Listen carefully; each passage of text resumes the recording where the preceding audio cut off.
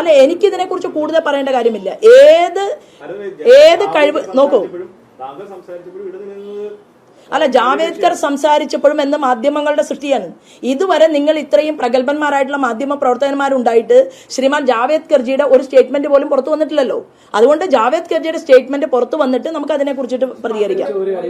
ഞാൻ കഴിഞ്ഞ ദിവസം തന്നെ നിങ്ങൾക്ക് എന്റെ വാട്സപ്പ് കാണിച്ചതാണ്.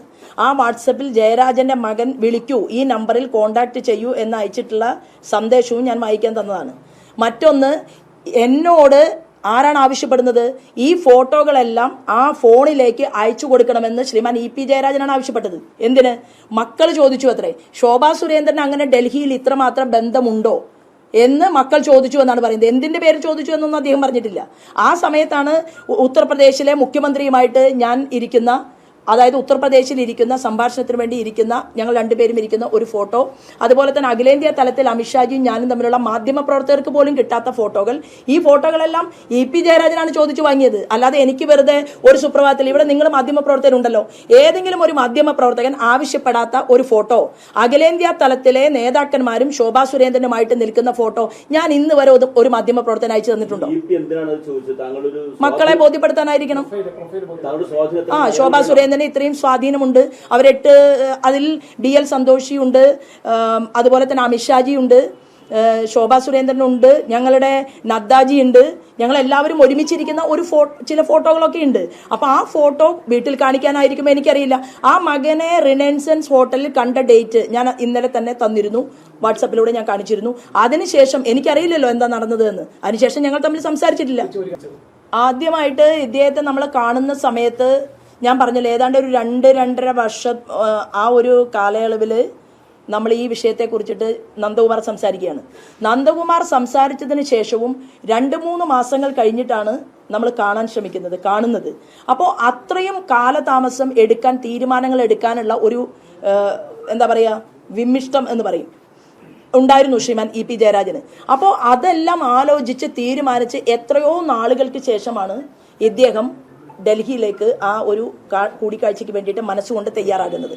എൻ്റെ സിമ്പിളായിട്ടുള്ളൊരു ചോദ്യം എന്ന് പറയുന്നത്, അതിന് എത്രയോ നാളുകൾക്ക് ശേഷമാണ് ഈ വൈദേഹത്തിന്റെ വിഷയം പോലും കേരളത്തിന്റെ പൊതുസമൂഹത്തിന്റെ മുന്നിൽ വരുന്നത്. അപ്പോൾ വൈദേഹത്തിന്റെ വിഷയം കൊണ്ടാണ് BJPയുടെ ആളുകളെ ശ്രീമാൻ EP ജയരാജൻ കണ്ടത് എന്ന് പറഞ്ഞാൽ അതിലെന്തർത്ഥമാണുള്ളത്? അത് ഈ അടുത്ത നാളിലുണ്ടായ സംഭവമാണ്. അത് തീർച്ചയായിട്ടും അതിനകത്ത് യാതൊരു തരത്തിലുള്ള സത്യസന്ധതയും ഇല്ല. ആ സംഭവം വന്നത് തന്നെ ഈ അടുത്ത കാലത്താണ് മാധ്യമങ്ങളിലൂടെ ചർച്ച ചെയ്യപ്പെട്ടിട്ട് ഞാനൊക്കെ അറിയുന്നതും മനസ്സിലാക്കുന്നതും. അല്ല, അത് ഗോവിന്ദൻ മാഷ് എന്നേക്കാൾ വളരെ ജൂനിയർ ആണെന്നും ആ ജൂനിയർ ആയിട്ടുള്ള ഗോവിന്ദൻ മാഷെ പാർട്ടിയുടെ സംസ്ഥാന സെക്രട്ടറി പദവിയിലേക്ക് അല്ല ഉണ്ടല്ലോ, ഞാൻ ഡേറ്റ് കാണിച്ചല്ലോ. അതായത് 2022 മെമ്പർഷിപ്പ് ക്യാമ്പയിനുമായി ബന്ധപ്പെട്ട സമയത്തല്ല, കാര്യങ്ങൾ മനസ്സിലാക്കി സംസാരിക്കണം. മെമ്പർഷിപ്പ് ക്യാമ്പയിനുമായി ബന്ധപ്പെട്ടുകൊണ്ടുള്ള ചുമതല അടുത്ത മെമ്പർഷിപ്പ് ക്യാമ്പയിന്റെ ടീം വരുന്നത് വരെ ഈ 5 പേർക്കുമുണ്ട്. അല്ലാതെ മെമ്പർഷിപ്പ് ക്യാമ്പയിനുമായി നടക്കുന്ന കാലത്ത് ജയരാജനെ കൊണ്ടുപോയി എന്ന് ഞാൻ പറഞ്ഞില്ലല്ലോ. ഞാൻ വളരെ വ്യക്തമായിട്ട് പറഞ്ഞിട്ടുണ്ട്. കഴിഞ്ഞ ഈ ഗോവിന്ദൻ മാഷ് സംസ്ഥാന സെക്രട്ടറി ആയതിനു ശേഷമാണ് ജയരാജനുമായി ബന്ധപ്പെട്ടുകൊണ്ട് അദ്ദേഹം BJPയിലേക്ക് വരും. അത് വളരെ ക്ലിയർ ആയിട്ട് ഞാൻ ഇന്നലെയും കഴിഞ്ഞ ദിവസങ്ങളിലും ഒക്കെ പറഞ്ഞു കഴിഞ്ഞൊരു സംഭവമാണ്. അതിനെ ഇനി വളച്ചാലും തിരിച്ചാലും അതിന് വേറെ പ്രത്യേകിച്ച് മാറ്റമൊന്നും ഉണ്ടാവില്ല. കുറെ സമയം വെയിലുകൊണ്ട് ചോദ്യങ്ങൾ ചോദിക്കാമെന്ന് മാത്രമേ ഉള്ളൂ.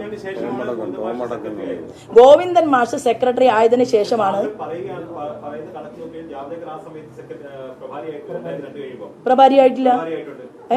അല്ല, ആവട്ടെ, ഞാൻ പറഞ്ഞ എന്താണ്, ശോഭാ സുരേന്ദ്രന് പുതിയ ആളുകളെ ഒരു ക്ലിയറിന്റെ കുറവുമില്ല. ജനുവരി മാസത്തിൽ 2022 ജനുവരി മാസത്തിലാണ് ഈ സംഭവങ്ങൾ നടക്കുന്നത് എന്ന്. ഏത് മാസത്തിലാണ്? അതെ. അപ്പോ അതിനു മുൻപ് പാർട്ടിക്കകത്ത് അല്ല, അതിനു മുമ്പ് മാർക്സിസ്റ്റ് പാർട്ടിക്കകത്ത് ഒരു പ്രശ്നവും EP ജയരാജനും പിണറായി വിജയനും തമ്മിലില്ലേ? എനിക്ക് അതിന്റെ ഉത്തരവാദിത്തം ഒന്നും ഏറ്റെടുക്കേണ്ട കാര്യമില്ല. എന്നോട് അദ്ദേഹം പറഞ്ഞ കാര്യമാണ് ഞാൻ പറഞ്ഞത്.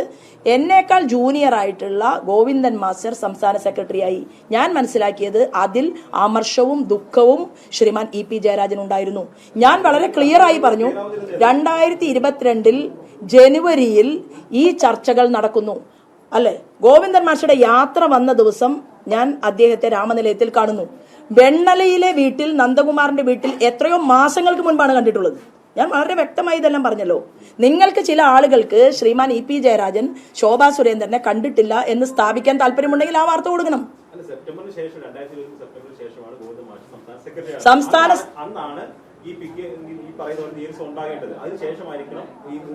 ഗോവിന്ദ് ആ നീരസം മാത്രമേ ഉള്ളൂ ഇ.പി. ജയരാജൻ. അല്ല, എന്നോട് ഗോവിന്ദൻ മാസ്റ്റർ പറഞ്ഞ കാര്യമാണ് ഞാൻ പറഞ്ഞത്. ഏത് ജനുവരിയിൽ? അപ്പോ രാമനിലയത്തിലെ ചർച്ചയിൽ പറഞ്ഞു എന്നാണ് ഞാൻ പറഞ്ഞത്. ഞാൻ എന്താ പറഞ്ഞത്? തൃശ്ശൂരിലെ രാമനിലയത്തിൽ അദ്ദേഹം ഡൽഹിയിൽ നിന്ന് ഈ കാര്യങ്ങളെല്ലാം ഉപേക്ഷിച്ച് തിരിച്ചു വന്നതിന് ശേഷമാണല്ലോ രാമനിലയത്തിൽ കാണുന്നത്. അപ്പൊ രാമനിലയത്തിൽ കാണുന്ന ദിവസം എന്നാണ്? ഗോവിന്ദൻ മാഷയുടെ യാത്ര തൃശ്ശൂരിൽ വരുന്ന ദിവസമാണ്. അതിന് ജയരാജനോടാ ചോദിക്കേണ്ടത്.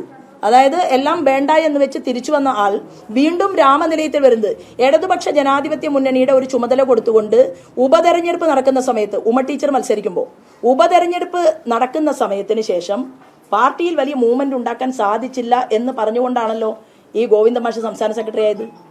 ആ ഗോവിന്ദൻ മാഷ് സംസ്ഥാന സെക്രട്ടറി ആയതിനു ശേഷം അന്ന് മനസ്സിൽ ബി.ജെ.പിയിലേക്ക് വരണമെന്ന് തോന്നിയ ആൾക്ക് വീണ്ടും വരണമെന്ന് തോന്നണ്ടെന്നുണ്ടോ? അല്ല, തോന്നണ്ടെന്നുണ്ടോ?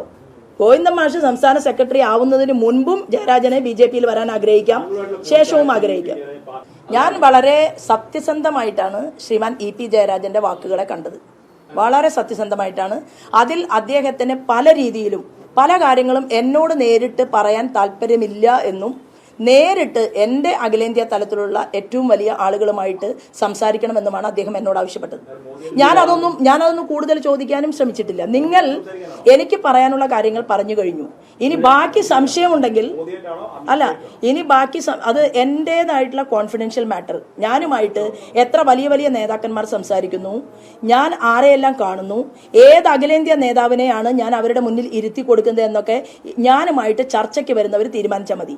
അത് മാധ്യമ സുഹൃത്തുക്കളുടെ മുന്നിൽ അതിന്റെ ജാതകവും ഡേറ്റും തീയതിയും ഒന്നും ബോധ്യപ്പെടുത്തേണ്ട ബാധ്യത ശോഭാ സുരേന്ദ്രനെ സംബന്ധിച്ചില്ല. എനിക്ക് അത് ബോധ്യപ്പെടുത്തേണ്ടത് എന്റെ അഖിലേന്ത്യാ നേതാക്കന്മാർ ഒരു പണി ഏൽപ്പിച്ചാൽ അത് ഞാൻ ബോധ്യപ്പെടുത്തും.